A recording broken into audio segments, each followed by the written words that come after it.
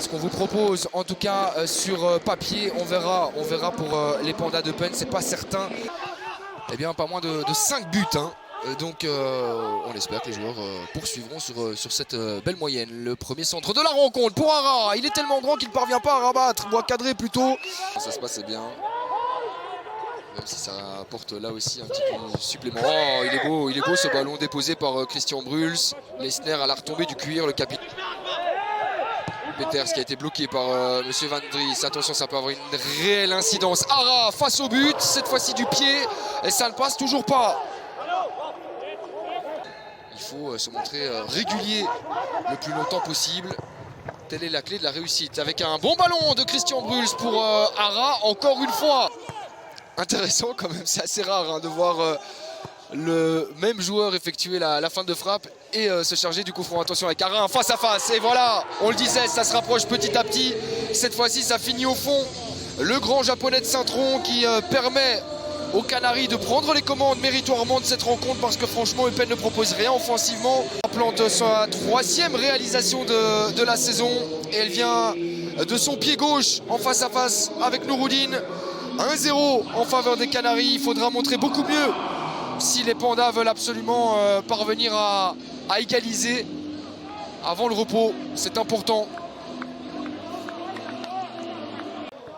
Qui n'en touche pas énormément. Et qui en perd même sur l'intervention de Konaté qui commet la faute. Est-ce qu'il y a un carton jaune? Encore un, c'est le premier pour Eupen. Il est en forme Suzuki, franchement c'est une très belle combinaison entre Ara et Suzuki, se trouve bien dans ce match là. Est-ce qu'il peut terminer? Ah, ça aurait été un très beau but de la part de Saint-Tron.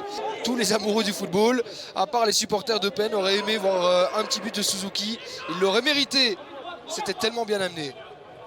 Mais en même temps, avec ce genre d'équipe-là, Eupen a fait la différence il y a quelques jours face à Malines. Donc on pouvait s'attendre aussi à une bonne rencontre. Mais n'oublions pas que la première période face à Malines était mauvaise. Alors pourquoi pas s'attendre à une bonne deuxième période des Pandas. Et la frappe, elle est lointaine, mais pourquoi pas quand on ne parvient pas. Manier qui fait en sorte de récupérer ce ballon. Eris, il n'y a personne, il ne peut pas donner son ballon parce qu'il n'y a personne. Quoique au deuxième poteau, Hendry qui surgit là-bas derrière, enfin, grâce à la montée d'Hendry là-dessus. Mais compliqué de cadrer ça. Lui qui prend ce ballon à l'instant.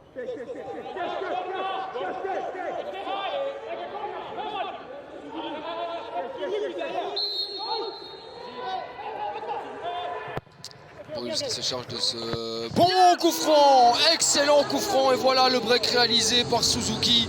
Il était temps de voir les Canaries faire le break, se mettre à l'abri parce qu'à 2-0 maintenant, on peut le dire pratiquement. Hein. Certes, il reste encore 10 petites minutes à disputer, mais en même temps, Saint-Tron est en cruise control, joue dans un fauteuil et on voit mal les Canaries se faire rattraper là-dessus. Belle réalisation de la part de Suzuki, complètement oublié au deuxième poteau. Et qui vient donc briquer Eupen à moins de 10 minutes de temps réglementaire, cette fin de temps additionnel plutôt. Voilà, c'est terminé. Eupen s'incline donc pour la 6e fois de rang à l'extérieur et c'est tout le contraire